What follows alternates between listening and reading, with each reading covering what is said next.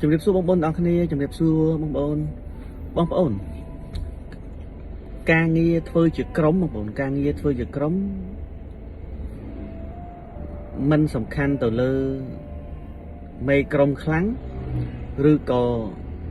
សមាជិកក្រុមខ្លាំងទេបងប្អូនការងារជាក្រុម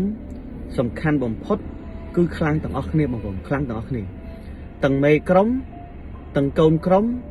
គឺគាត់ខ្លាំងទាំងអស់គ្នាបងប្អូនគាត់ខ្លាំងទាំងអស់គ្នាបើគាត់ខ្លាំងទាំងអស់គ្នា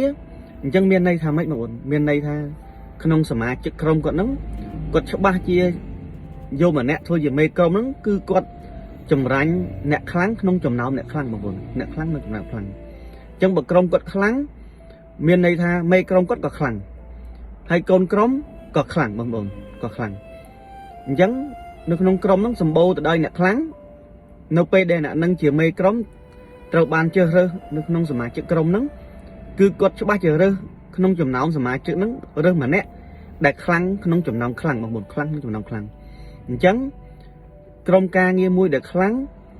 គឺជាក្រុមដែលមេក្រុមក៏ខ្លាំងសមាជិកក្រុមក៏ខ្លាំងបងប្អូនបាទឧទាហរណ៍ចេះបងប្អូនឧទាហរណ៍នៅក្នុងថ្នាក់រៀនបងប្អូនថ្នាក់រៀនគ្រូគាត់ចែកក្រុមដើម្បីឲ្យធ្វើកិច្ចកា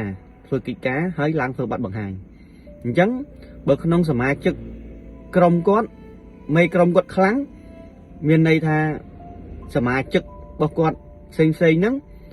គឺត្រូវបានការលើកទឹកចិត្តតាមរយៈមេក្រុមគាត់ហ្នឹងអញ្ចឹងនៅពេលដែលធ្វើកិច្ចការឲ្យសាលាធ្វើកិច្ចការឲ្យគ្រូ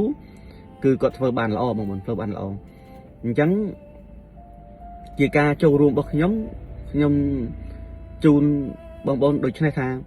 ក្រុមមួយដែលខ្លាំងគឺមេក្រុមក៏ខ្លាំង